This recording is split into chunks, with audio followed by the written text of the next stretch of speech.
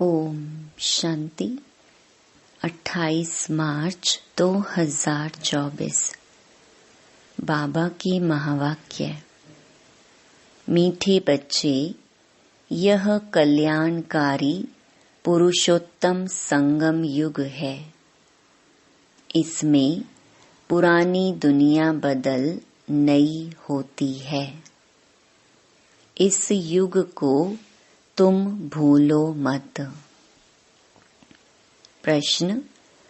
बाप छोटे बड़े सभी बच्चों को आप समान बनाने के लिए एक प्यार की शिक्षा देते हैं, वह कौन सी? उत्तर। मीठे बच्चे, अब भूले मत करो। यहाँ तुम आए हो नर से नारायण बनने, तो दैवी गुण धारण करो। किसी को भी दुख मत दो। भूले करते हैं तो दुख देते हैं। बाप कभी बच्चों को दुख नहीं देते, वह तुम्हें डायरेक्शन देते हैं। बच्चे, माँ मेकम याद करो। योगी बनो तो विकर्म विनाश हो जाएंगे। तुम बहुत मीठा बन जाएंगे। ओम शांति। जो बच्चे अपने को आत्मा समझ परमपिता परमात्मा के साथ योग लगाते हैं, उनको सच्चा योगी कहा जाता है, क्योंकि बाप ट्रुथ सच्चा है ना। तो तुम्हारा बुद्धि योग सत्य के साथ है। वह जो कुछ सुनाते हैं सत्य ही है। योगी और भोगी दो प्रकार के लोग हैं। भोगी भी अनेक प्रकार के होते हैं, योगी भी अनेक प्रकार के होते हैं। तुम्हारा योग तो एक ही प्रकार का है। उन्हों का सन्यास अलग है, तुम्हारा सन्यास ही अलग है। तुम हो पुरुषोत्तम संगम युग के योगी। और किसको इस योग का पता ही नहीं कि हम पावन योगी हैं या पतित भोगी हैं, यह भी जानते नहीं। बाबा तो सबको बच्चा बच्चा कहते हैं, क्योंकि बाप जानते हैं कि हम बेहद आत्माओं का पिता हूँ। और तुम यह समझते हो कि हम आत्मा सब आपस में भाई भाई हैं। वह हमारा बाप है। तुम बाप के साथ योग लगाने से पवित्र बनते हो। वह है भोगी, तुम हो योगी। बाप अपना परिचय तुमको देते हैं। यह भी तुम जानते हो कि यह पुरुषोत्तम संगम युग है। यह तुम्हारे बिगर कोई जानते नहीं। इसका नाम है पुरुषोत्तम संगम युग। इसलिए पुरुषोत्तम अक्षर को कभी नहीं भूलना। यह पुरुषोत्तम बनने का युग है।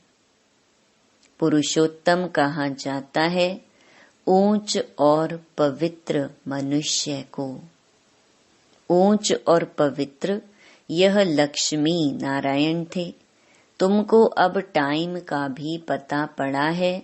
5000 वर्ष के बाद यह दुनिया पुरानी होती है। फिर इसको नया बनाने के लिए बाप आते हैं। अब हम हैं संगम युगी ब्राह्मण कुल के। ऊंच ते ऊंच है ब्रह्मा, परंतु ब्रह्मा को शरीरधारी दिखाते हैं। शिव बाबा तो अशरीरी है। बच्चे समझ गए हैं अशरीरी और शरीरधारी का मिलन होता है। उनको तुम कहते हो बाबा।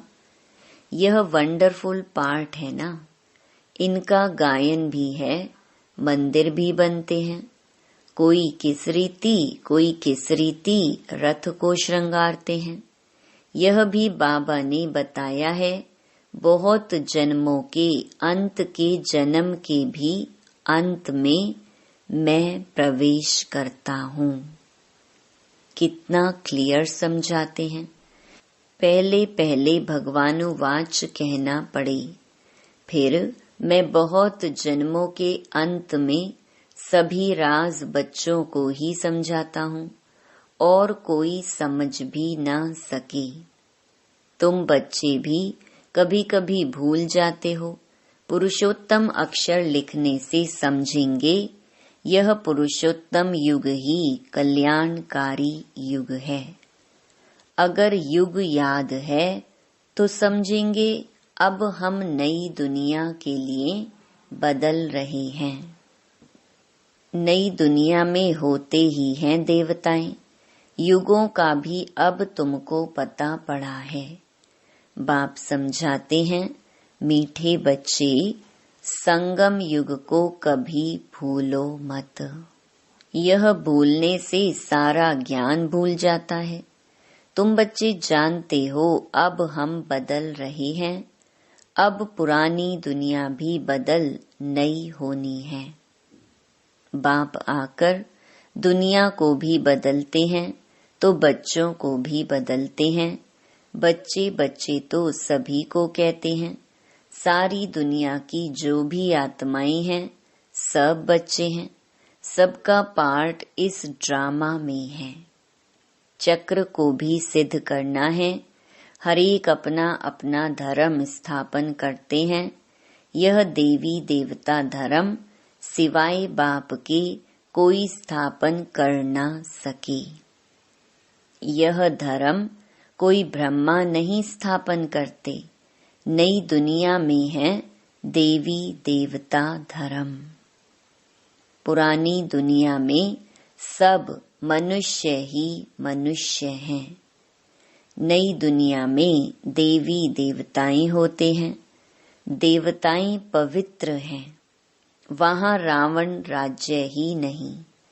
बाप तुम बच्चों को रावण पर विजय प्राप्त कराते हैं।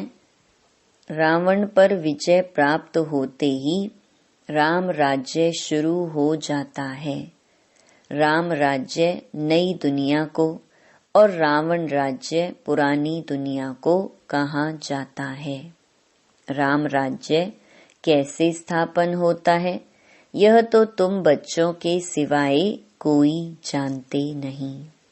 रचयिता बाप बैठ तुम बच्चों को रचना का राज समझाते हैं। बाप है रचयिता बीज रूप। बीज को कहा जाता है वृक्षपति। अब वह जड़ बीज है, उनको तो ऐसे नहीं समझेंगे। तुम जानते हो बीज से ही सारा झाड़ निकलता है। सारे विश्व का कितना बड़ा झाड़ है। वह है जड़, यह है चैतन्य। सत चित आनंद स्वरूप मनुष्य सृष्टि का बीज रूप बाप है। उससे कितना बड़ा झाड़ निकलता है। मॉडल तो छोटा बनाते हैं।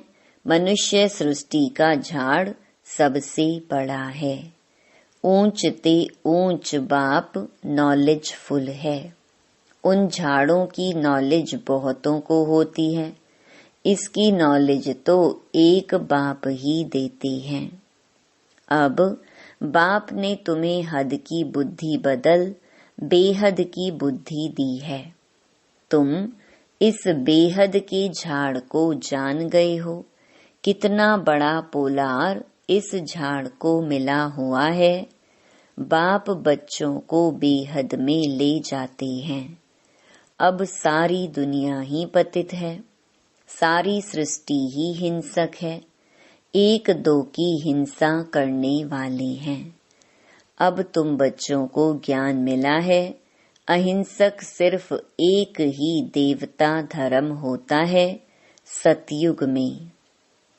सतयुग में सभी पवित्र सुख शांति में रहते हैं। सब मनोकामनाएं 21 जन्म के लिए पूरी हो जाती हैं। सतयुग में कोई कामना नहीं। अनाज आदि सब कुछ अथाह मिल जाता है। यह बॉम्बे पहले नहीं थी। देवताएं खारे माना सागर के किनारे जमीन पर नहीं रहते हैं। मीठी नदियां जहां थीं, वहां देवताएं थे। मनुष्य थोड़े थे, एक एक को बहुत जमीन होती है। सतयुग में है ही वाइसलेस वर्ल्ड। तुम योग बल से विश्व की राजाई लेते हो, उसको ही राम राज्य कहा जाता है। पहले पहले नया झाड़ बहुत छोटा होता है। पहले थुर में एक धर्म था, फिर फाउंडेशन से 3 ट्यूब निकलती हैं। एक जैसे फाउंडेशन है देवी देवता धर्म का। थुर से टाल टालियां छोटी छोटी निकलती हैं। अब तो इस झाड़ का थुर ही नहीं है और कोई ऐसा झाड़ होता ही नहीं है। इनका मिसाल भी बड़ के झाड़ से एक्यूरेट है। बड़ का झाड़ सारा खड़ा है, लेकिन थुर है ही नहीं, सूखता भी नहीं। सारा झाड़ हरा भरा खड़ा है, बाकी देवी देवता धर्म का फाउंडेशन है नहीं। थुर तो यही है ना। राम राज्य अथवा देवी देवता धर्म भी थुर में ही आ जाता है।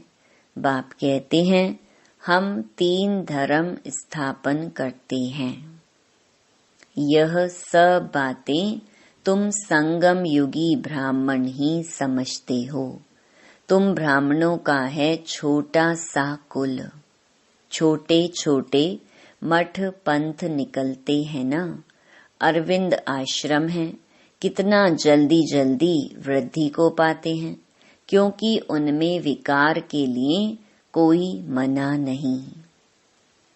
यहाँ बाप कहते हैं काम महाशत्रु है, उन पर विजय पानी है, ऐसे कोई और कह न सके।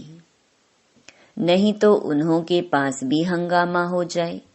यहाँ तो है ही पतित मनुष्य, तो पावन बनने की बात नहीं सुनते। कहते हैं विकार बिगर बच्चे कैसे पैदा होंगे। उन विचारों का भी दोष नहीं है। गीता पाठी कहते भी हैं भगवानुवाच काम महाशत्रु है। उनको जीतने से जगत जीत बनते हैं, परंतु समझते नहीं हैं। वह जब यह अक्षर सुनाते हैं तो उन्हों को समझाना चाहिए। इस पर बाबा कहते हैं जैसे हनुमान दरवाजे पर जूतियों में बैठता था, बाबा भी कहते हैं जाकर किनारे बैठ सुनकर आओ। फिर जब यह अक्षर कहें तो पूछो इसका रहस्य क्या है। जगत जीत तो यह देवताएं थे। देवता बनने लिए तो इन विकारों को छोड़ना पड़े। यह भी तुम कह सकते हो। तुम ही जानते हो कि अब राम राज्य की स्थापना हो रही है। महावीर भी तुम हो, इसमें डरने की कोई बात नहीं है। बहुत प्यार से पूछना चाहिए, स्वामी जी आपने बताया कि इन विकारों पर विजय पाने से विश्व के मालिक बनेंगे, लेकिन आपने यह तो बताया नहीं कि पवित्र कैसे बने। अब तुम बच्चे पवित्रता में रहने वाले महावीर हो। महावीर ही विजय माला में पिरोए जाते हैं। मनुष्य के कान तो रॉन्ग बातें सुनने पर हिरे हुए हैं। तुमको अब रॉन्ग बातें सुनना पसंद नहीं आती। राइट बातें तुम्हारे कानों को अच्छी लगेंगी। Hear no evil. मनुष्यों को सुजाग तो जरूर करना है, भगवान कहते हैं पवित्र बनो। सतयुग में सब पवित्र देवताएं थे, अब सब अपवित्र हैं। ऐसे ऐसे समझाना चाहिए। बोलो हमारे पास यह सत्संग होता है, उसमें यह समझाया जाता है कि काम महाशत्रु है। अब पवित्र बनना चाहते हो तो एक युक्ति से बनो। अपने को आत्मा समझ भाई भाई की दृष्टि पक्की करो। तुम बच्चे जानते हो, पहले पहले यह भारत बहुत भरपूर खंड था। अब खाली होने कारण हिंदुस्तान नाम रख दिया है। पहले भारत धन दौलत पवित्रता सुख शांति सबसे भरपूर था, अब है दुखों से भरपूर। तब पुकारते हैं, हे दुख हरता सुख करता। तुम कितना खुशी से बाप से पढ़ते हो, ऐसा कौन होगा जो बेहद के बाप से बेहद सुख का वर्षा नहीं लेगा। पहले पहले अल्फ समझना है। अल्फ को ना जाना तो कुछ भी रहस्य बुद्धि में आएगा ही नहीं। तो बेहद का बाप जो बेहद का वर्षा देते हैं, जब यह निश्चय बैठे तब आगे बढ़ें। बच्चों को बाप से कुछ भी प्रश्न पूछने की दरकार नहीं है। बाप पतित पावन हैं, उनको ही तुम याद करते हो। तुम उनकी याद से ही पावन बनेंगे। मुझे बुलाया ही इसलिए है।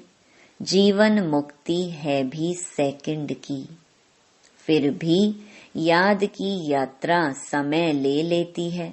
मुख्य याद की यात्रा में ही विघ्न पड़ते हैं। आधा कल्प देह अभिमानी रहे हैं, अब एक जन्म देही अभिमानी बनने में ही मेहनत है। इनके लिए ब्रह्मा बाबा के लिए भी बहुत सहज है। तुम बुलाते भी हो बाप दादा, यह भी समझते हैं बाप की सवारी हमारे सिर पर है। बहुत उनकी महिमा करता हूँ, बहुत प्यार करता हूँ। बाबा आप कितने मीठे हो, हमको कल्प कल्प कितना सिखलाते हो, फिर आधा कल्प आपको याद भी नहीं करेंगे। अब तो बहुत याद करता हूँ, कल हमारे में कुछ भी ज्ञान नहीं था। जिसकी पूजा करते थे, हमको यह थोड़े ही मालूम था कि हम यह बन जाएंगे। अब तो वंडर लगता है, योगी बनने से फिर यह देवी देवता बन जाएंगे। मेरे भी सब बच्चे हैं। यह बाबा बहुत प्यार से बच्चों को संभालते हैं, इनकी पालना करते हैं। यह भी हमारे समान नर से नारायण बन जाएंगे। यहाँ तुम आए ही हो इसलिए। कितना समझाता हूँ बच्चे, बाप को याद करो, दैवी गुण धारण करो, खान पान की संभाल करो। नहीं करते हैं तो समझता हूँ शायद अभी समय पड़ा है। कुछ न कुछ भूलें तो होती रहती हैं। छोटे बड़े बच्चों को प्यार से समझाता हूँ, बच्चे भूले मत करो, किसको दुख ना दो। भूल करते तो गोया दुख देते हो। बाप कभी भी दुख नहीं देते हैं, वह तो डायरेक्शन ही देते हैं। माँ मेकम याद करो तो विकर्म विनाश हो जाएंगे, बहुत मीठा बन जाएंगे।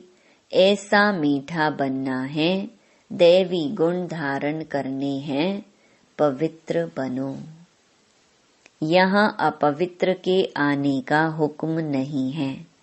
कभी कभी आने देते हैं, वह भी अभी।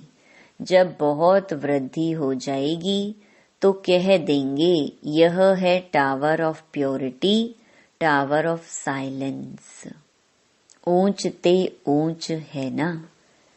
अपने को आत्मा समझ बाप की याद में रहना, यह है हाईएस्ट पावर। वहां बहुत साइलेंस रहती है। आधा कल्प कोई झगड़ा आदि नहीं होता है। यहाँ कितना झगड़ा आदि होता है, शांति हो ना सके। शांति का धाम है मूल वतन, फिर शरीर धारण कर विश्व में पार्ट बजाने आते हैं तो वहाँ भी शांति रहती है। आत्मा का स्वधर्म ही शांति है, अशांति कराता है रावण। तुम शांति की शिक्षा पाते रहते हो। कोई गुस्से में होता है तो सबको अशांत कर देता है। इस योग बल से तुम्हारे से सारा किचड़ा निकल जाता है। पढ़ाई से किचड़ा नहीं निकलता है, याद से सब किचड़ा भस्म हो जाता है, कट निकल जाती है। बाप कहते हैं कल तुमको शिक्षा दी थी, क्या तुम भूल गए हो? 5000 वर्ष की बात है, वह लाखों वर्ष कह देते हैं। अब तुमको झूठ और सच के फर्क का पता पड़ा है। तुमको बाप ही आकर बताते हैं झूठ क्या है, सच क्या है, ज्ञान क्या है, भक्ति क्या है। भ्रष्टाचार और श्रेष्ठाचार किसको कहा जाता है? भ्रष्टाचारी विकार से पैदा होते हैं, वहाँ विकार होता नहीं। तुम खुद कहते हो देवताएं संपूर्ण निर्विकारी हैं, रावण राज्य ही नहीं है। यह तो सहज समझने की बात है। फिर क्या करना चाहिए? एक तो बाप को याद करना चाहिए, दूसरा पवित्र जरूर बनना चाहिए। अच्छा, मीठे मीठे सिकीलधे बच्चों प्रति माता पिता बाप दादा का याद प्यार और गुड मॉर्निंग। रूहानी बाप की रूहानी बच्चों को नमस्ते। धारणा के लिए मुख्य सार। पहला, पवित्र बनने में महावीर बनना है। याद की यात्रा से अंदर का किचड़ा निकालना है। अपने शांत स्वधर्म में स्थित रहना है। अशांति नहीं फैलानी है। दूसरा, बाप जो राइट बात सुनाते हैं वही सुननी है। हियर नो इविल, रॉन्ग बातें मत सुनो। सभी को सुजाग करो, पुरुषोत्तम युग में पुरुषोत्तम बनो और बनाओ। वरदान, आत्मिक शक्ति के आधार पर तन की शक्ति का अनुभव करने वाले सदा स्वस्थ भव। इस अलौकिक जीवन में आत्मा और प्रकृति दोनों की तंदुरुस्ती आवश्यक है। जब आत्मा स्वस्थ है तो तन का हिसाब किताब व तन का रोग सूली से कांटा बनने के कारण स्व स्थिति के कारण स्वस्थ अनुभव करते हैं। उनके मुख पर चेहरे पर बीमारी के कष्ट के चिन्ह नहीं रहते। कर्म भोग के वर्णन के बदले कर्म योग की स्थिति का वर्णन करते हैं। वे परिवर्तन की शक्ति से कष्ट को संतुष्टता में परिवर्तन कर संतुष्ट रहते और संतुष्टता की लहर फैलाते हैं। स्लोगन, दिल से तन से आपसी प्यार से सेवा करो तो सफलता निश्चित मिलेगी। ओम शांति।